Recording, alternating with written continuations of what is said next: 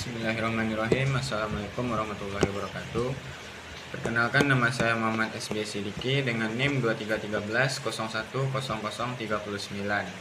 Saya akan mereview proposal skripsi yang berjudul Ketahanan Pasangan Suami Istri Berlaku Child Free, studi di Kota Padang, di mana skripsi ini ditulis oleh Hanifatul Husna. Nah, yang pertama saya akan menjelaskan atau mereview latar belakang dari proposal skripsi ini. Nah, seiring berkembangnya teknologi dan ilmu pengetahuan, itu cenderung merubah pandangan, konsep, dan kondisi terhadap keharmonisan keluarga dengan tidak harus mempunyai anak atau keturunan.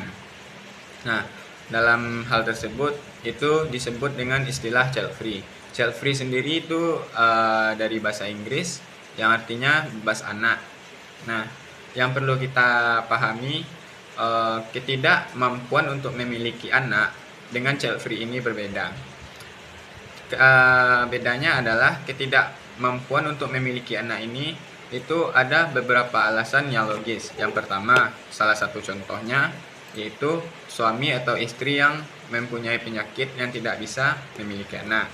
Nah, sedangkan child free ini adalah kesepakatan yang dibuat oleh suami istri tersebut untuk tidak mempunyai anak. Nah, penulis dalam proposal skripsi ini mengambil kutipan dari Victoria Tunggono, yaitu menyebutkan ada beberapa alasan orang untuk memilih child free ini dalam 5 kategori. Yang pertama itu ada alasan pribadi, yang kedua ada alasan psikologis dan medis, yang ketiga ada alasan ekonomi, terus yang keempat ada alasan filosofis, yang kelima ada alasan lingkungan hidup. Nah, sebenarnya penulis dalam proposal skripsi ini berpendapat bahwa child free ini masih relatif baru di Indonesia. Kenyataannya ya child free ini masih banyak dibicarakan setelah pernyataan selebritis lokal seperti Gita Savitri Devi dan Cinta Laura yang mendeklarasikan dirinya memilih untuk tidak mempunyai anak setelah menikah atau bebas anak. Nah, namun berdasarkan observasi peneliti di awal, dia menemukan terdapat beberapa pasangan yang telah menerapkan konsep child free di dalam kehidupan rumah tangganya. Di antaranya yaitu ada pasangan Ibu Firna Juwita dan Bapak M yang bertempat tinggal di Kota Padang. Mereka setelah menikah selama 5 tahun. Nah, pasangan ini sangat menikmati kehidupan berumah tangga tanpa adanya seorang anak. Terus yang kedua ada pasangan Ibu Desi Trawati dan Bapak Envi. Dia telah menikah selama 6 tahun. Nah, dia juga tinggal di Kota Padang dan memiliki komitmen untuk bebas anak dalam kehidupan rumah tangga mereka. Hal tersebut mereka lakukan karena pekerjaan yang mereka jalani sekarang sangat dinikmati dan juga belum ada kesiapan bagi sang istri maupun suami untuk memiliki anak. Nah, child free ini juga bertentangan dengan ajaran agama Islam yang mayoritas dianut oleh warga Indonesia. Nah, akan tetapi masih banyak juga ditemukan perempuan terutama yang menganut feminisme dan setuju dengan fenomena child free tersebut. Nah, sesuai yang dijelaskan oleh Al-Quran surat An-Nahl ayat 72 yang artinya Allah menjadikan bagimu pasangan suami atau istri dari jenis kamu sendiri, menjadikan bagimu dari pasanganmu anak-anak dan cucu-cucu, serta menganugerahi kamu rezeki yang baik-baik. Mengapa terhadap yang batil mereka beriman, sedangkan terhadap nikmat Allah mereka ingkar. Nah, tujuan yang dimaksud Allah dalam setiap hukumnya adalah mewujudkan kemaslahatan umat manusia. Syariat pernikahan dan perbuatan zina adalah bentuk perhatian lain terhadap kelanjutan kehidupan manusia. Selanjutnya, konsep bebas anak ini dilakukan karena kesadaran diri sendiri. Itulah yang terjadi yang perlu diteliti lebih dalam dan perlu diteliti lebih dalam alasan mendasar dan apakah ada alasan yang dapat diterima atau hanya alasan yang dibuat-buat atau bahkan lari dari masalah keruwetan mengasuh anak. Serta juga perlu diketahui bagaimana pasangan suami istri tetap menjaga ketahanan rumah tangganya saat mereka memilih untuk child free. Apakah rumah tangganya bertahan lama atau terjadi perceraian nantinya. Nah, itu adalah latar belakang dari proposal skripsi ini. Selanjutnya saya akan menjelaskan rumusan masalahnya. Rumusan masalah yang terdapat dalam proposal skripsi ini adalah bagaimana ketahanan keluarga pasangan suami istri pelaku child free ini. Nah, selanjutnya ada pertanyaan penelitian. Pertanyaan penelitian dalam proposal skripsi ini yang pertama adalah bagaimana kasus child free di Kota Padang. Terus yang kedua, apa faktor penyebab pasangan suami istri berkomitmen untuk child free. Terus yang ketiga, bagaimana upaya yang dilakukan oleh pasangan suami istri pelaku child free dalam menjaga ketahanan keluarganya. Nah, selanjutnya ada tujuan penelitian. Yang pertama, untuk mengetahui bagaimana kasus child free di Kota Padang. Terus yang kedua, untuk mengetahui apa faktor penyebab pasangan suami istri berkomitmen untuk child free. Terus yang ketiga, untuk mengetahui upaya apa yang dilakukan oleh pasangan suami istri pelaku child free ini dalam menjaga ketahanan keluarganya. Selanjutnya, saya akan menjelaskan studi literatur dari proposal skripsi ini. Nah, penulis menemukan beberapa penelitian terdahulu yang menurut penulis ada kemiripan tentang ketahanan keluarga bagi pasangan yang tidak memiliki anak. Namun penulis belum menemukan cara yang spesifik untuk membahas mengenai ketahanan keluarga bagi pasangan berkomitmen. Nah, adapun beberapa penelitian yang ditemukan oleh penulis. Yang pertama yaitu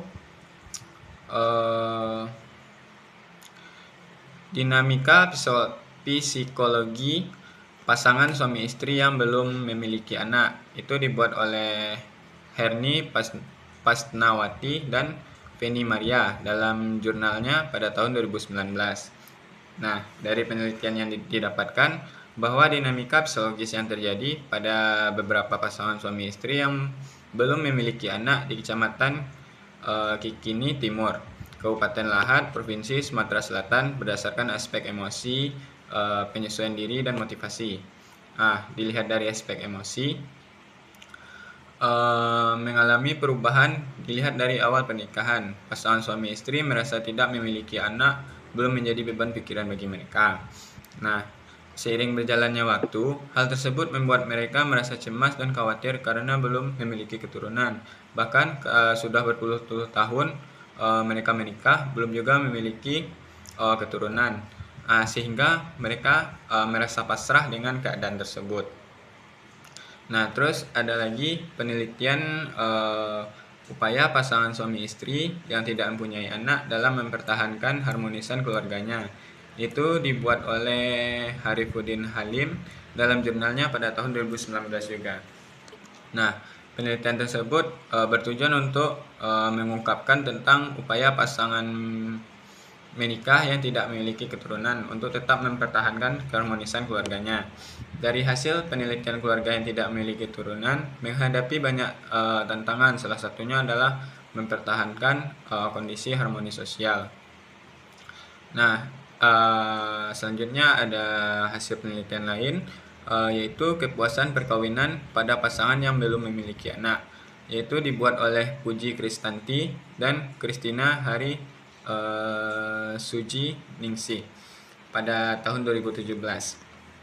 Berdasarkan hasil penelitian yang telah dilakukan, maka dapat disimpulkan bahwa ada dua aspek kepuasan perkawinan yang belum terpenuhi, yaitu ada aspek conflict resolution, terus children and parenting. Nah, belum terpenuhinya kedua aspek ini memiliki keterkaitan kepuasan yang dirasakan oleh partisipan.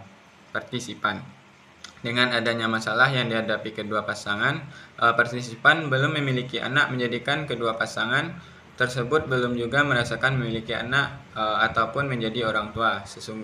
Sesungguhnya dengan hadirnya anak biologis dan belum mampu merasakan bagaimana cara mengasuh anak hasil dari pernikahan. Nah, selanjutnya saya akan menjelaskan dalam review landasan atau kerangka teori dari proposal skripsi ini. Nah, ketahanan keluarga itu sendiri didefinisikan sebagai kondisi yang mampu beradaptasi dan melampau tekanan demi tekanan di masa kini dan di masa yang akan datang. Nah, keluarga yang resilient akan menghadapi permasalahan secara positif melalui berbagai cara, disesuaikan dengan konteks permasalahan, tingkat kesulitan, dan berbagai pertimbangan terkait kepentingan seluruh anggota keluarga. Nah, selanjutnya yaitu istilah child free. Child free sendiri berasal dari bahasa Inggris yang artinya bebas anak. Nah, di mana konsep ini dapat diartikan juga sebagai keputusan pilihan atau prinsip dari masing-masing perorangan atau pasangan untuk tidak memiliki anak setelah menikah. Nah, dari sumber lain, child free ini didefinisikan penulis sebagai istilah yang merujuk pada orang atau pasangan yang memilih untuk tidak memiliki anak atau tempat dan situasi tanpa anak. Nah, pilihan untuk child free adalah kebebasan dari masing-masing orang, termasuk perempuan yang akan menjadi ibu dan mengalami proses kehamilan serta melahirkan.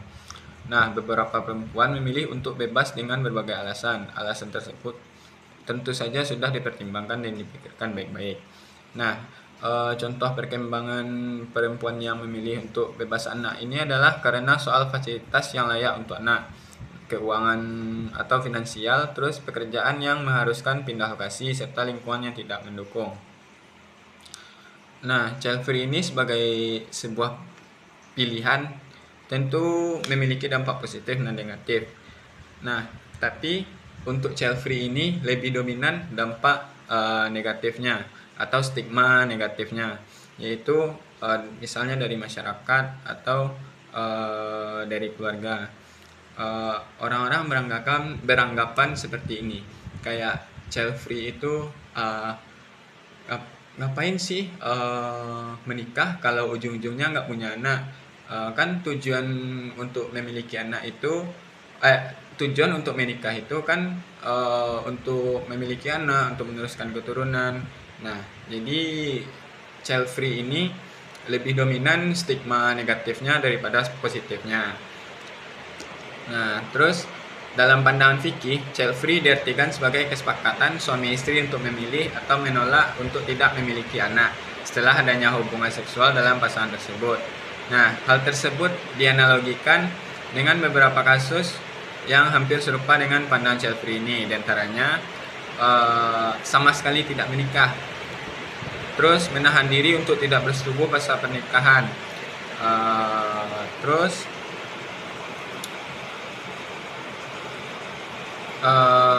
saya akan menjelaskan metodologi penelitiannya. Yang pertama, jenis penelitian. Nah, dalam penelitian ini penulis menggunakan jenis penelitian lapangan. Penelitian lapangan tersebut adalah penelitian yang dilakukan dengan mengumpulkan data dan informasi yang diperoleh langsung dari responden. Nah, terus yang kedua ada pendekatan penelitian. Pendekatan penelitian yang digunakan penulis adalah pendekatan sosiologi hukum atau legal research. Pendekatan ini berguna untuk memahami ajaran agama yang berkaitan dengan masalah sosial. Nah, penulis juga melakukan pendekatan dengan metode kualitatif, karena penulis akan melakukan penelitian dengan mencari pengertian atau pemahaman tentang suatu kejadian atau fenomena yang dalam hal ini adalah fenomena child free. Nah, selanjutnya ada sumber data. Ada beberapa sumber data yang digunakan penulis. Itu yang pertama ada sumber data primer. Sumber data primer ini yaitu hasil wawancara yang dilakukan kepada pasangan suami istri pelaku child free itu sendiri. Ada dari keluarga, rekan kerja yang bersangkutan. Terus yang kedua ada sumber data sekunder. Sumber data sekunder ini adalah data tambahan yang bisa menunjang data penelitian. yang didapatkan dari data primer. Nah, salah satu contoh data sekundernya itu ada buku tafsir seperti tafsir Ayati Al-Ahkam karangan Ali As-Subuni. Terus yang keempat ada teknik pengumpulan data. Pengumpulan data ialah proses yang sistematis dan standar untuk memperoleh data yang dibutuhkan. Nah, penelitian ini selain dari pengumpulan data dengan pengamatan, dapat juga diperoleh dengan mengadakan interview atau wawancara. Nah,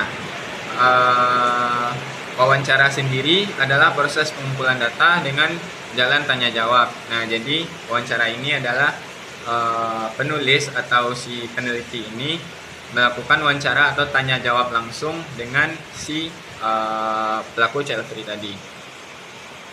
Nah, adapun teknik analisis data, yang pertama itu ada pengumpulan data. Nah, untuk pengumpulan data, peneliti mengumpulkan data-data atau fakta yang digunakan untuk bahan penelitian ini. Seperti teknik pengumpulan data yaitu wawancara dalam mengenai ketahanan keluarga pasangan suami istri pelaku child free ini. Nah, terus pengumpulan data juga dilakukan untuk memperoleh informasi yang dibutuhkan dalam mencapai tujuan penelitian. Selanjutnya ada reduksi data. Reduksi data sendiri ini diartikan sebagai proses pemilihan, pemutusan perhatian pada penyederhanaan dan formasi data kasar yang muncul dari data-data yang tertulis di lapangan. Nah, selanjutnya ada penyajian data. Setelah data diseleksi dan diklasifikasikan atau dikelompokkan, kemudian dilakukan penyajian data dengan melihat validitas atau kecocokannya dan kredibilitas atau kepercayaan suatu data dengan data yang lainnya. Jika ditanya sudah valid dan bisa percaya, maka data tersebut disimpan. Selanjutnya saya akan menjelaskan atau menyebutkan buku-buku atau daftar pustaka atau sumber-sumber yang digunakan oleh penulis. Sumber-sumber yang digunakan penulis yang pertama itu yang sudah pasti ada wawancara. Nah, ada beberapa buku yang digunakan oleh penulis, yaitu diantaranya buku tafsir Ayati Al-Ahkam karangan Ali As-Subuni. Terus buku hadis seperti Nailul Autar karangan Asy-Syaukani, dan buku fikih yang membahas tentang pernikahan dan keutamaan memiliki anak, itu diantaranya Fikih Al-Islami wa Adillatuhu karya Wahbah Zuhaili. Terus ada buku lain Fathul Qarib karya Abu Suja, dan ada sumber-sumber lainnya. Nah, sekian review proposal skripsi dari saya Muhammad SB Sidiki. Terima kasih. Assalamualaikum warahmatullahi wabarakatuh.